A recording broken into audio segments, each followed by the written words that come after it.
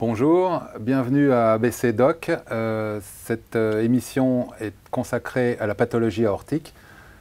Donc je me présente, je suis le professeur Jean-Pierre Beckmin de l'hôpital Henri Mondor à Créteil. Je suis affilié à l'université Paris 12 et toute ma carrière a été axée sur le traitement des maladies vasculaires, en particulier des maladies de l'aorte, dont il existe deux grandes catégories. Les anévrismes d'une part, qui sont des dilatations, et qui, à terme, peuvent évoluer vers la rupture, entraînant une hémorragie interne gravissime et malheureusement souvent des conséquences vitales définitives. Et puis une deuxième pathologie qui est la dissection de l'aorte, qui est une rupture des parois de l'aorte dans le sens longitudinal, qui aussi a des conséquences particulièrement sévères. Alors j'ai le plaisir d'avoir avec moi aujourd'hui le docteur Elie Gergonwicz, qui est un interne dans mon service, qui vient de l'hôpital de Strasbourg et qui a rejoint mon groupe pour améliorer ses connaissances sur cette pathologie. Et puis monsieur Collet, qui est un patient qui est venu me voir pour que je le traite de sa pathologie aortique. Et on va partager avec eux les connaissances ou les vécus de ces pathologies et de leur traitement. Alors, Elie, c'est quoi un anévrisme de l'aorte? Bon, un anévrisme de l'aorte, c'est une perte du parallélisme du paroi du vaisseau qui va grossir et qui va progressivement grandir avec un risque à partir d'un certain diamètre de rupture. C'est fréquent comme pathologie? C'est pas très fréquent comme pathologie, mais ça nécessite d'être recherché chez tout patient qui présente des pathologies cardiovasculaires. Voilà. Alors en fait, la fréquence augmente avec l'âge. Ce n'est pas une pathologie des sujets très jeunes, c'est une pathologie des sujets qui ont plus de la cinquantaine. Et plus on avance dans la vie, plus la fréquence est importante. Par exemple, à 60 ans, il y a environ 3% de la population qui peuvent présenter un anévrisme. Mais à 80 ans, c'est 10%. Et évidemment, c'est une cause de décès importante en France. Hein. C'est un vrai problème de santé publique, même si globalement, par rapport à la population française, ce n'est pas très fréquent. Et les dissections? Les dissections, c'est aussi des pathologies qui sont pas fréquentes, qui surviennent chez des patients qui sont généralement hypertendus. Et effectivement, ça peut survenir un peu plus jeune. On peut avoir des dissections aortiques chez des patients plus jeunes qui vont décrire des symptômes de douleurs thoraciques intenses, aiguës. Alors en fait, tu as très bien dit, il y a deux fréquences d'âge. C'est des gens un petit peu plus âgés où c'est une maladie de la paroi de l'aorte. Et il y a des gens beaucoup plus jeunes qui peuvent être atteints de cette pathologie, qui ont une maladie particulière, c'est ce qu'on appelle la maladie de Marfan. C'est une détérioration génétique des fibres de la paroi qui est beaucoup plus fragile. Alors évidemment, c'est surprenant de voir des gens très jeunes victimes de cette pathologie-là. Alors effectivement, je me suis intéressé très tôt à des approches moins invasives de ces traitements. Parce qu'il y a quelques années, on était, pour éviter ces ruptures et les décès par ces accidents très graves, on faisait des opérations sous anesthésie générale, en faisant des grandes incisions qui sont elles-mêmes traumatisantes pour l'organisme. Donc j'ai tout de suite, quand j'ai vu le développement technologique dans les années 90-95, et des possibilités de traitement par voie endovasculaire, c'est en percutanée, sans ouvrir, ça m'est apparu comme un traitement prometteur. À l'époque, on était un peu précurseur, mais avec le temps, c'est devenu un traitement plus accepté, disons, et qui a fait preuve de son efficacité. Donc, pour résumer, les traitements actuels, on met dans les aortes ce qu'on appelle des endoprothèses, c'est-à-dire c'est comme un stent pour les coronaires, simplement ce stent est couvert d'une membrane qui la rend imperméable et qui protège la paroi. C'est schématique, mais globalement, le but est atteint lorsqu'on arrive à bien fixer cette prothèse sur la paroi de part et d'autre de la zone pathologique. Alors, l'industrie a évidemment développé des nouvelles prothèses qui sont extrêmement intéressantes, qui sont maintenant performantes et qui sont de plus en plus de petits calibres, ce qui fait que maintenant on n'est même plus obligé de faire une incision pour les mettre en place. Comment tu vois, vu ce que tu as vécu avec nous là, depuis quelques mois, l'avenir de notre profession et de ces traitements mini-invasifs de l'aorte? Moi, je pense que c'est justement ce qui fait l'intérêt de cette spécialité, c'est qu'il y a un renouvellement constant des technologies, une amélioration constante des technologies, avec toujours une tendance à la miniaturisation, à l'utilisation de nouveaux matériaux qui maintenant permettent de traiter de quasiment toutes les pathologies au niveau de l'aorte. Et c'est ça qui m'a intéressé, qui a motivé mon choix de faire cette spécialité. Je pense que dans l'avenir, on va avoir une amélioration encore de toutes nos technologies et un développement de plus en plus important de toutes les endoprothèses, de tous les stents et de tous les textiles vasculaires, etc. Est-ce que tu nous dis qu'on peut laisser le bistouri de côté, dans le placard? Alors moi je pense qu'il faut toujours maintenir dans le cadre de la formation, puisque je suis quand même encore en formation, la possibilité pour les jeunes d'avoir à la fois la possibilité d'être autonome sur la chirurgie vasculaire traditionnelle et la chirurgie endovasculaire. Mais je pense que si j'ai fait le choix de venir dans votre service, parce que je pense que l'avenir est orienté vers les nouvelles technologies endovasculaires, qu'il faut toujours bien sûr savoir opérer traditionnellement, mais qu'il faut prendre le pli de la chirurgie endovasculaire et des nouvelles technologies. Très bien. Alors maintenant, je me tourne vers notre rescapé.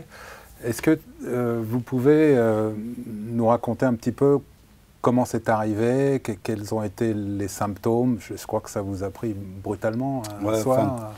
Ça m'a pris 2-3 jours avant. J'ai eu des douleurs assez importantes à la poitrine, au niveau du thorax.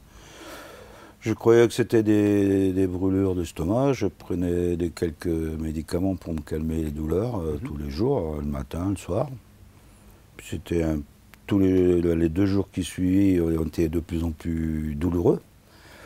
Et le matin, je vais aller à mon bureau comme d'habitude, 7 h. On va dire vers 9 h, j'ai eu une douleur très intense, violente, au niveau de la poitrine, comme on va dire, excusez-moi l'expression, un peu comme un coup de couteau. Et j'ai appelé ma fille, qui était à mon bureau à côté. J'ai dit, appelle le docteur Cesarini, c'est mon cardiologue.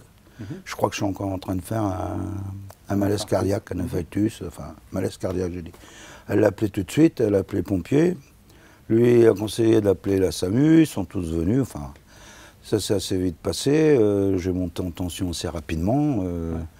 Ils m'ont fait une piqûre sur place. Le docteur Cesarini m'a fait diriger dans un centre hospitalier, je crois que c'était du côté de Tiancy ou Boussy, Tiancy sous Sénart, qui m'a reçu. J'ai été tout de suite à la salle d'opération, pour me faire une corono, pour voir ce qui se passait.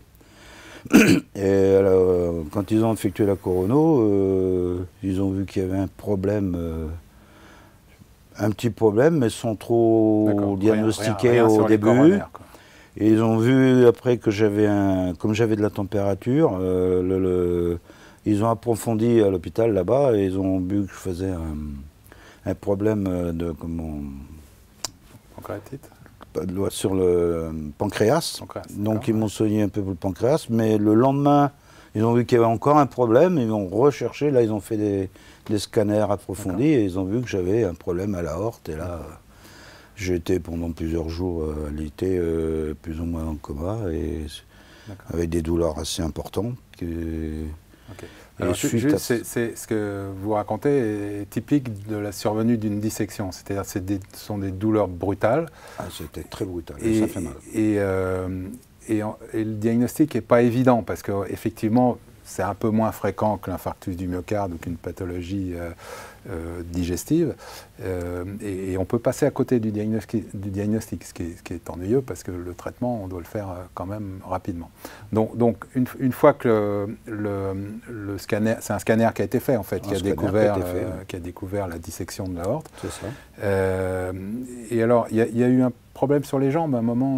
Ah oui, j'ai eu aussi que pendant un moment, je pouvais presque plus marcher.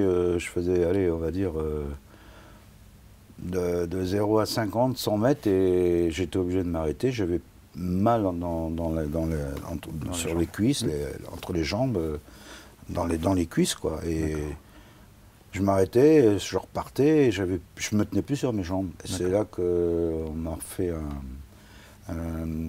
comme, je sais plus, un Doppler, qu'ils ont vu que j'avais perte de pression dans les artères, enfin dans les veines, dans les jambes. Dans les artères.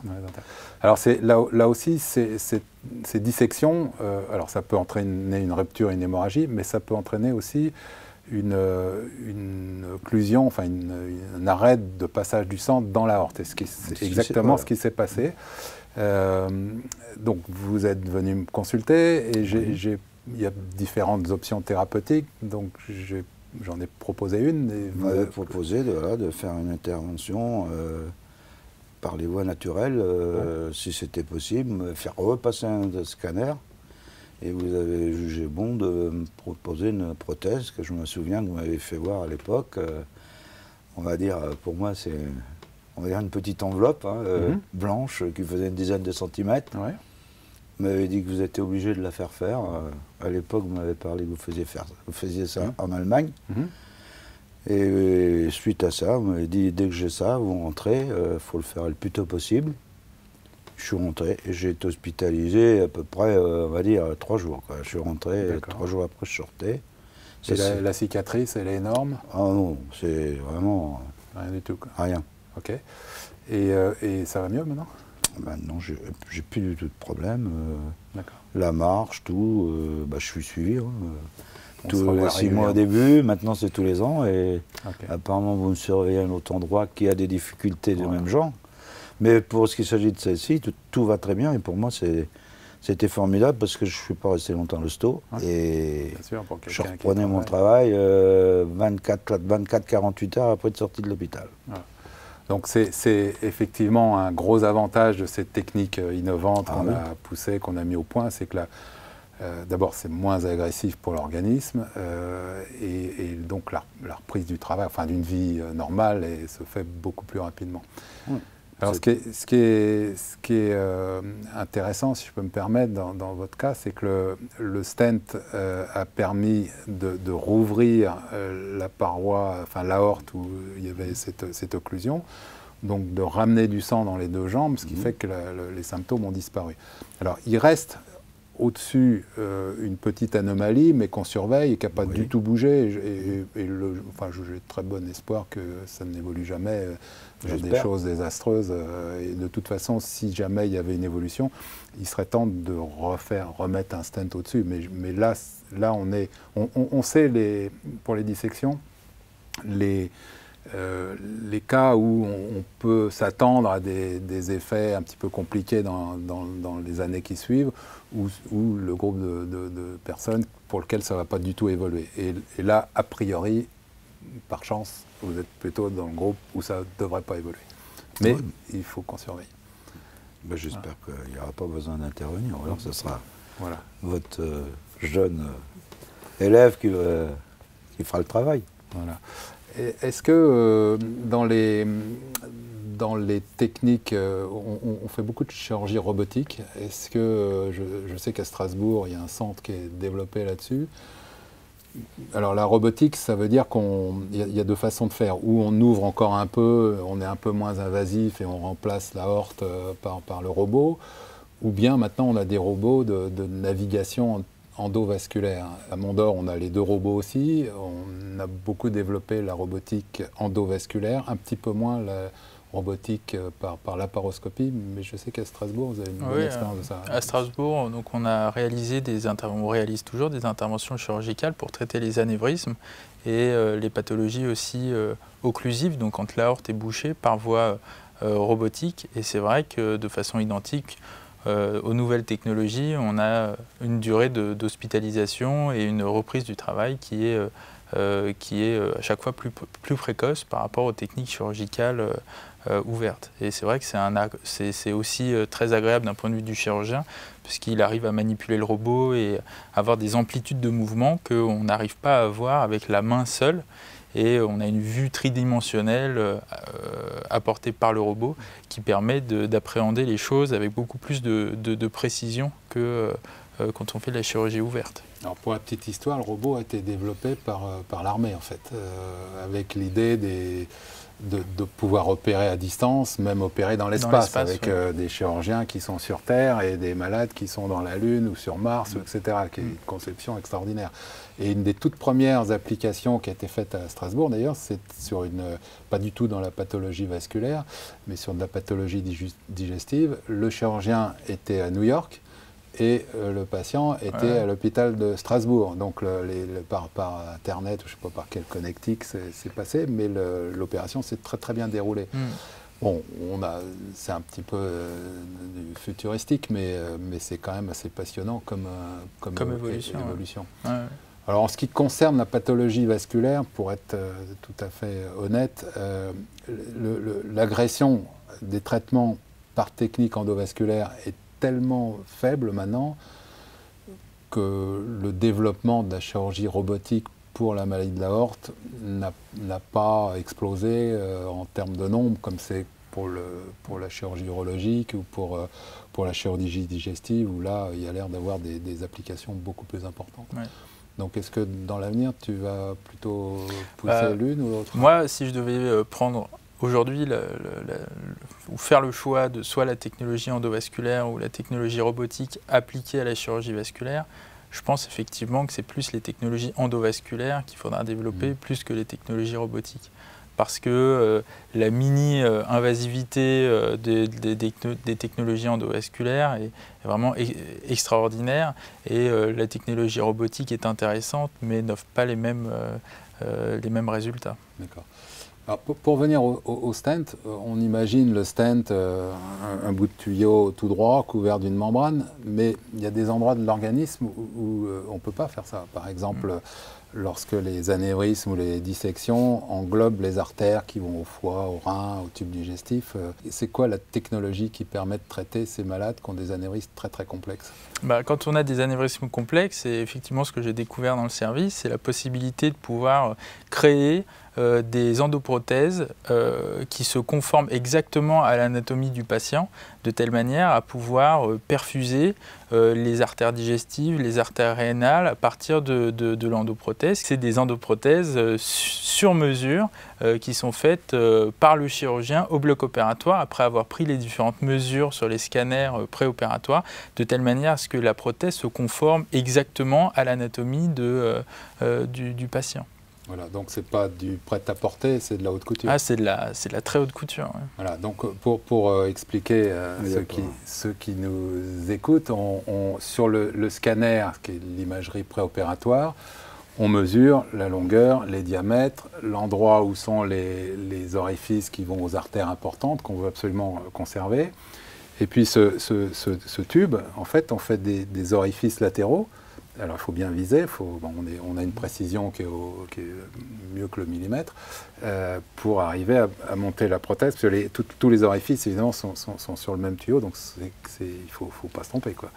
Et une fois qu'on met la prothèse en place, avec les orifices en bonne position, on remet 2 petits stents dans ces orifices et dans les artères, on dit les artères cibles, c'est-à-dire les artères rénales ou digestives, pour que ces artères soient bien perfusées et aussi pour que la prothèse ne bouge plus après, soit bien fixée. C'est une technologie innovante qui est, on peut la faire sur mesure quand on est en urgence comme on le fait de temps en temps, mais l'industrie a développé ces prothèses-là qui valent très cher et un de notre combat, ça a été de convaincre les autorités qu'il fallait financer cette innovation.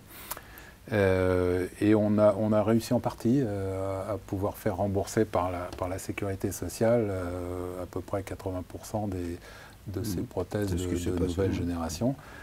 Pour faire ça, on a fait des protocoles d'évaluation.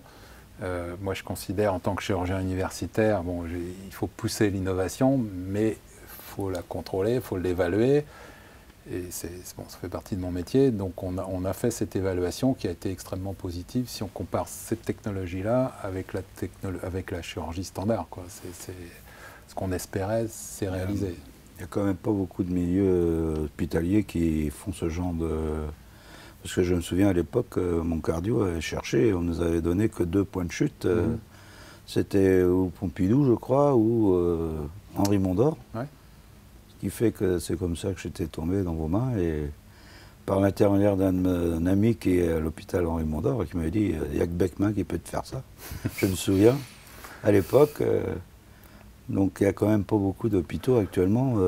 Oui, c'est vrai, mais c'est en train de changer parce que des gens comme Elie qui viennent se former chez nous, Ah moi, oui, moi ça fait 2 ans et demi déjà. Donc il y a 20 ans, quand j'ai commencé, mais comme tous les gens un peu précurseurs, on nous regardait avec des yeux, mais qu'est-ce qu'il fait, etc. Mais maintenant, tout le monde est convaincu que c'est une bonne façon de faire. Les gens se forment, les jeunes sont formés, bien formés, et exportent la technique. Ah, et maintenant, il y a quand même plusieurs endroits en France où on peut être traité. Les cas simples peuvent être traités dans les hôpitaux un petit peu à même ouverts sur cette technique-là. Les cas très complexes dont on vient de parler, avec les orifices, etc., là, il y a peu de centres qui font ça, évidemment. Mais d'abord, d'un autre côté, c'est pas si fréquent que ça. On n'a pas besoin de multiplier à l'infini les compétences pour ces techniques très, très compliquées dans tous les hôpitaux de France. Il en suffit qu'il y en ait un peu partout, tout autour du territoire, quoi. Et c'est ce qui est en train de se produire, quoi.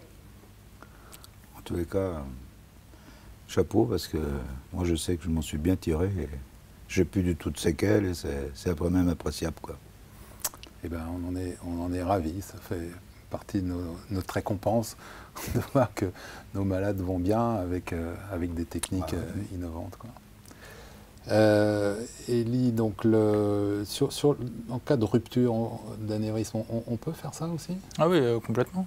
Maintenant, il a été montré qu'il y a d'excellents résultats du traitement aussi par voie mini-invasive, même dans les cas d'anévrisme rompu, quand l'anatomie est plutôt favorable, puisque maintenant on arrive à faire des scanners en cas de rupture chez la plupart des patients qui arrivent en urgence, et donc on peut ensuite mettre en place des traitements, et ça aussi on obtient de très bons résultats.